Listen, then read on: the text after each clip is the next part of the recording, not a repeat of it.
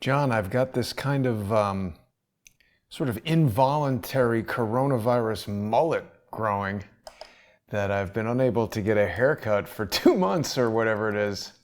And that's annoying. How are you today, John? I'm well, thank you. Thank you. This is a really good topic because I like the way you and I do it. You and I have a very brief communication before the show, just sufficient for me to understand the title and the general gist of what you're going to be presenting. And then it's as much of a surprise to me as it is to the hmm viewers hmm exactly what we will be discussing. But of course, our topic today is evidence of gubernatorial fraud. Give us an overview of what we're going to be talking about.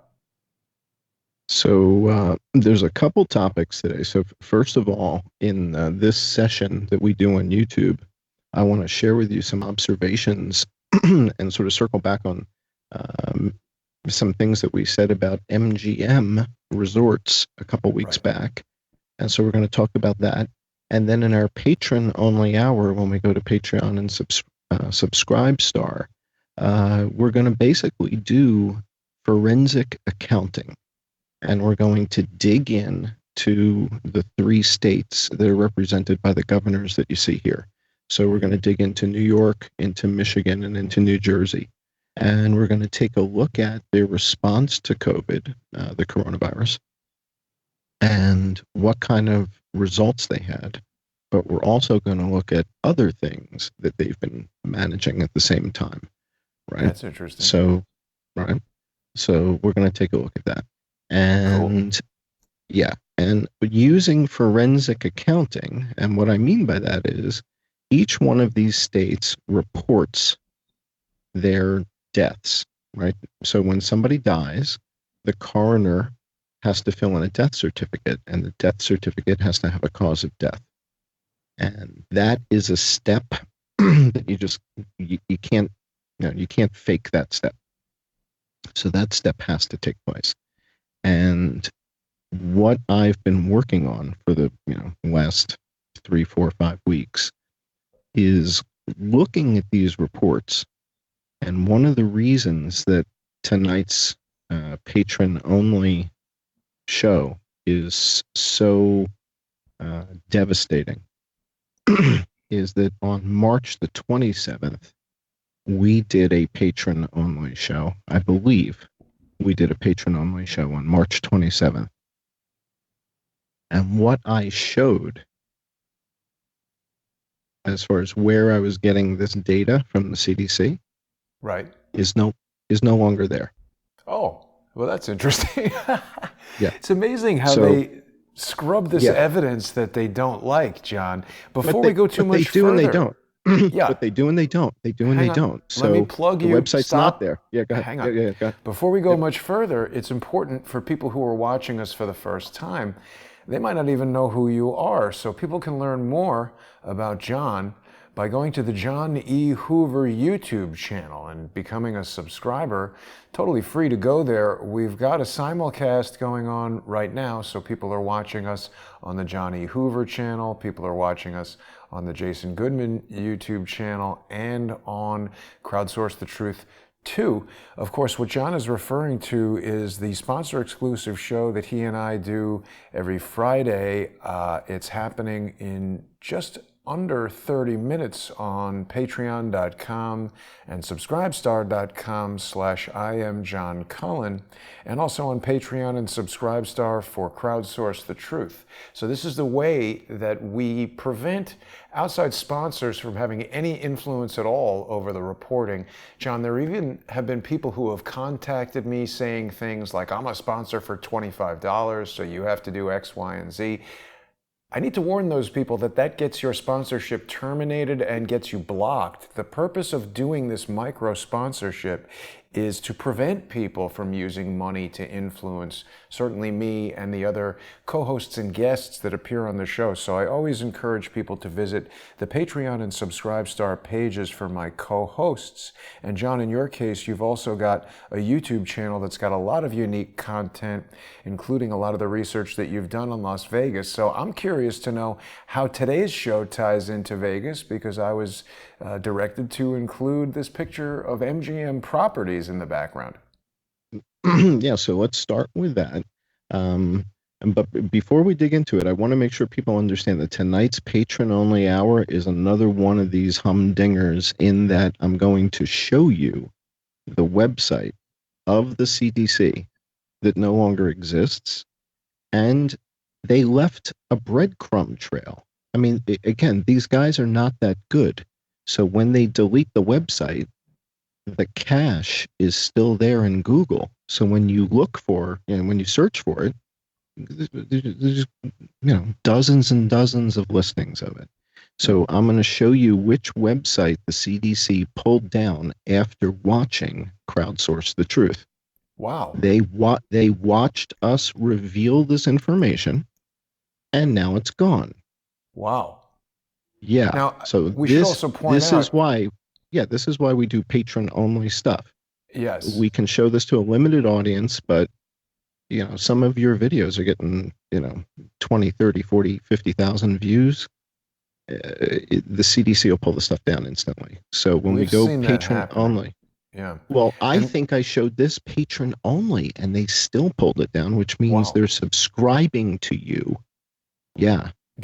They're probably in there, just to check these videos. But we should also make sure that people know that you're talking about the Google cache, not the monetary instrument that is very likely to be eliminated as part of the ongoing coronavirus pandemic panic. I don't know, John, if you've had a chance to see the video I made last night.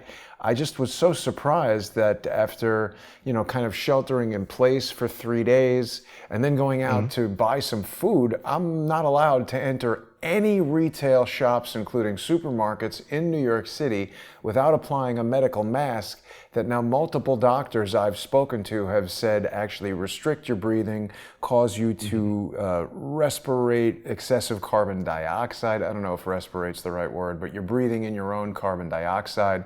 You're exposing yourself to latent viruses inside your body that normal breathing is supposed to exhale. And we've got non-doctors and corrupt doctors coming up with public policies. In the case of the people that we've got pictured in today's graphic, the question becomes, do these individuals even have the authority to supersede the Constitution? There are laws and things that talk about emergency conditions that can be declared. But, one of the things I've learned about lawyers is that they like to establish these sort of conditions that allow them to do something within the context of the law. And as we've just seen in the case of General Michael Flynn, he was so far down the road of almost being shoved in jail, losing all his money, losing his reputation. You had to go all the way back to the beginning, to where the fraudulent aspect began. A lot of things are attempting to be covered by legitimacy when the fraud is way back. So I don't want to look at the law that says, oh, the guy's got well, I do want to look at it, but we can't tie it all up by saying, oh, this is an emergency, so the governor has the right to tell you that you can't buy food, you can't go to the bank, you have to do something that's not good for your own health. I want to make sure that the data that they began with, that the emergency started from, was legitimate, and I don't think it was. Well, it's worse than that. So I'm certain that when the dust settles and the virus subsides and life returns to normal somewhat, there's going to be a fair amount of analysis about civil liberties, what was lost, what was sacrificed. I can't believe we're just going to forge ahead and pretend that that didn't happen. However, while this power grab is happening, while the civil liberties are being taken, and you're being told where you can and can't go and what you need to wear in your face, whether you're sick or not. Yeah. Right? While that's happening, and everybody is experiencing a type of anxiety that, the world's never gone through something like this. It's lasted this long and it dragged on, and people aren't working and people aren't making money. And the anxiety behind it is pretty significant. And what I'm going to show you is evidence. And keep in mind, for the audience, the term that we use here is evidence. We don't use the term proof. There's Right. Proof is not something we talk about. We have evidence of things. How big a pile of evidence? Is it a mountain of evidence? Well, we'll see. What I'm going to show you is evidence that while the power grab was happening, certain leaders in certain states, certain governors, and their administrations were taking advantage of the system. And taking advantage is a nice way to put it. Another way to put it would be committing fraud. Now, I'm not going to pass judgment. I'm going to just put the facts on the table tonight. I'm going to show the audience the numbers and let the audience decide, is this fraud? Is this an accident? Is this just bad math? I'm not going to, I'm just going to show you the numbers. And Right. when you see the numbers line up, and we've been saying this for weeks, that the story is going to be in the data. The real true story will be found in the data.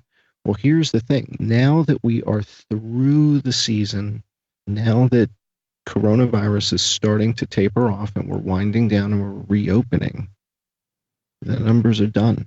It's in the books. We have the numbers. And they can't go back and redo them because I've got them. And so that's what we're going to look at tonight. So before we go into that, this is a quote from The Audacity of Hope. I thought this was interesting. The audacity of a dope. Well, the title of the book is The Audacity of Hope, and somehow in the book he's talking about viruses, so it's a bit prophetic. All right, so let's go on. I want to show you guys something that I think Jason is going to do some cartwheels over because it's just fascinating, and I had no idea, and this is just too interesting to not share. So a few weeks back, as all this was happening, Jim Murren steps down from MGM Resorts. And we've been riding MGM Resorts pretty hard for 2.5 years. So he resigns from MGM Resorts. The stock crashes. They close up Las Vegas.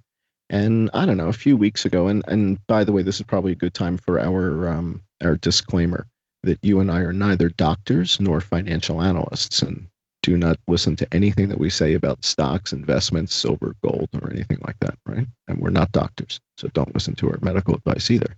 However, we've been tracking MGM for a long time. Jim Murren steps down, and a few weeks back I said, this thing's going into the ground.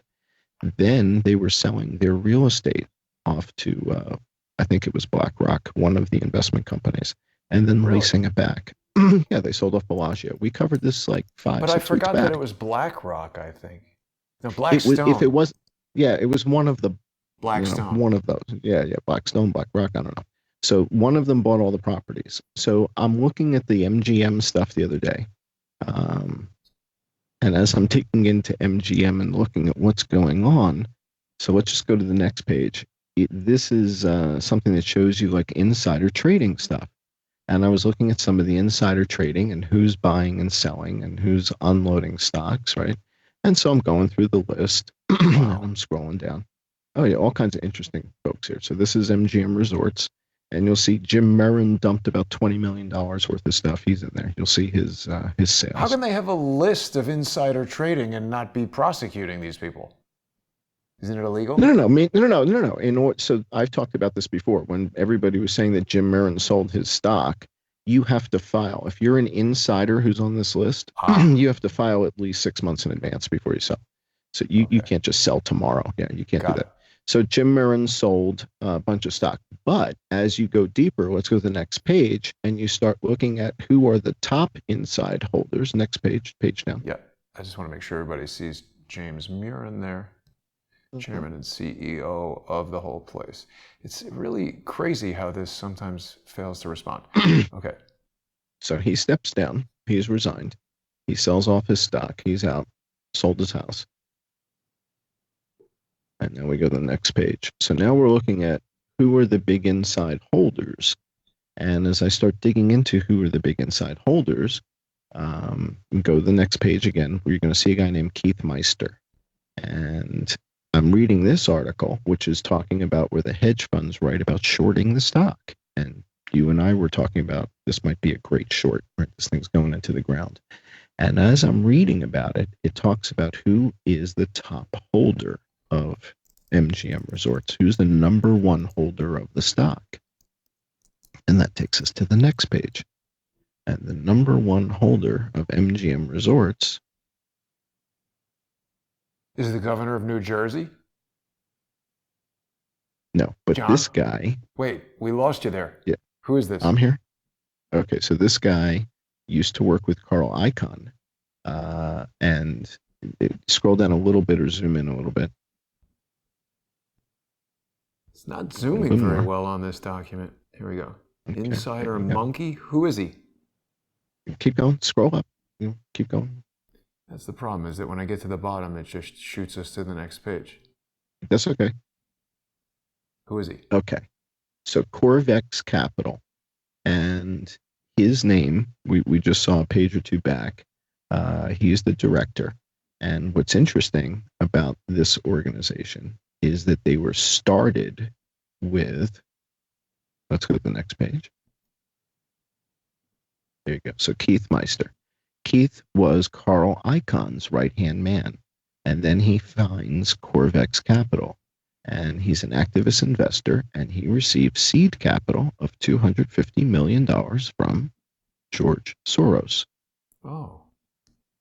So Keith Meister is running a George Soros-funded fund and is the number one owner of MGM. So all along, Mandalay Bay and the Luxor are majority owned by a George Soros hedge fund. And if that isn't the cherry on top of the sundae, when did that begin? Before the shooting? How long has he been the number one holder? That I don't know. So we would then have to look into Corvex's holdings and how long has Corvex been the top holder of worth looking at. MGM Resorts. Yeah. But Corvex Capital and Keith Meister are the number one shareholder in MGM Resorts. Madison Square Garden. So they have a big stake in Madison Square Garden. Interesting. Diamondback Energy, right? Diamondback Energy. So, but the MGM Resorts holding is significant. It's a big holding. Yeah. Yeah. All right. All right, so that's George Soros. We only have about a few minutes left here on our preview, so we want to make sure we get through all the stuff you want people to see before we begin on patreon.com/IamJohnCullen, subscribestar.com/IamJohnCullen, and Patreon and Subscribestar for Crowdsource the Truth. Do we have enough time to get through this? Let's go back to that PDF doc and see if we have another page or two before we get to the virus picture. Yeah. Yeah, so this is, there's a couple articles about Keith Meister and Corvex, and I'm not saying he's a good guy or a bad guy. I'm just simply saying that he started this fund with George Soros's money, and now this fund is the number one stockholder in MGM Resorts. Whether it was 2.5 years ago, I don't know. I don't know that. So I just thought it was interesting that George Soros owned Mandalay Bay and Luxor and all the hotels in the vicinity that we've been talking about. Well, you've definitely piqued my interest because I know that we're going to be talking about forensic accounting and data and numbers and information like that. I know that the naysayers will say, oh, now Cullen is a forensic accountant. I think what you're talking about is just strictly looking at official filings, official numbers, things like that. Yeah. Yeah. Well, what I mean is we're going to look at numbers and dates. Okay. So what I mean by that is you're going to see what was reported when in time. And that's very important. And the reason that's so important is most of the coronavirus deaths took place in the month of April. Really? Oh, of course, right? And so you don't take that into consideration until it's almost like we have to roll back. We have to hit rewind, roll everything back to March, and look at, well, where were we in March? How many people were dead, right? And what was happening? And so this is what I mean by forensic accounting. We're going to go through and look week by week and see, do the numbers that were reported to the CDC, does it match what we have at the state level? So if we go visit New Jersey and we go visit Michigan and we go visit New York and we look at what are they reporting versus what are the coroner's offices reporting, if you see a discrepancy, the question is, was that a mistake or was that fraud? Well, with $13,000 per admitted patient and $39,000 per ventilated patient, There was a we were heavy social engineering campaign around this concept of the ventilators. I identified it right away with Dr. Colleen Smith and Dr. Cameron Kyle Seidel.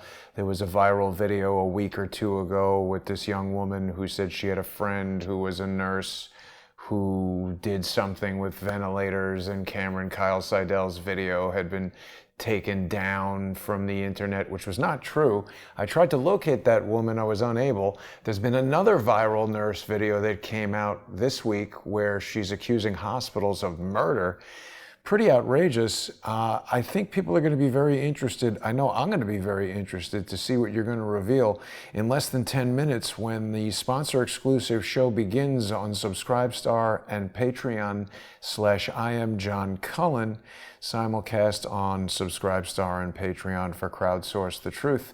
Got to thank our generous Patreon and Subscribestar sponsors who make this show possible. John, you've been knocking it out of the park for, frankly, as long as I've known you. So this is going to be really interesting, I think, for people to see. We're looking forward to it. Anything you want to say real quick before we end this broadcast? Again, I think the fact that the CDC took down an entire website based on what we showed on this show. Well, how what can more you can know you say? that? How do we know it's not coincidental? Well, oh, it's a coincidence. Okay. Well, if it's a coincidence, we'll let the audience decide that. But no one else showed this particular website, and I'm going to show it to you tonight because I have screenshots of it. So I'm going to show you what it looks like, and that we talked about it on the show on March 27th. You've got it on video. We've got the tape. So we were showing it, we were demonstrating it, and then it was gone. No one else showed it. It wasn't shown on MSNBC. They didn't show it on CNBC. Come on. Yeah, they're not showing any of this stuff. We were the only ones to show it, and now it's gone. Yeah. All right. Well, we've heard multiple reports from multiple sources that, multi-million and multi-billion-dollar operations like those that you've described can't do news stories that are detrimental to large pharmaceutical companies because the big four pharmaceutical companies represent such a huge portion of their advertising dollars that they absolutely sway the reporting. So, John, we'll look forward to hearing this report in just a few minutes on Patreon and Subscribestar. We'll see everybody over there. Thanks for watching. Thank you.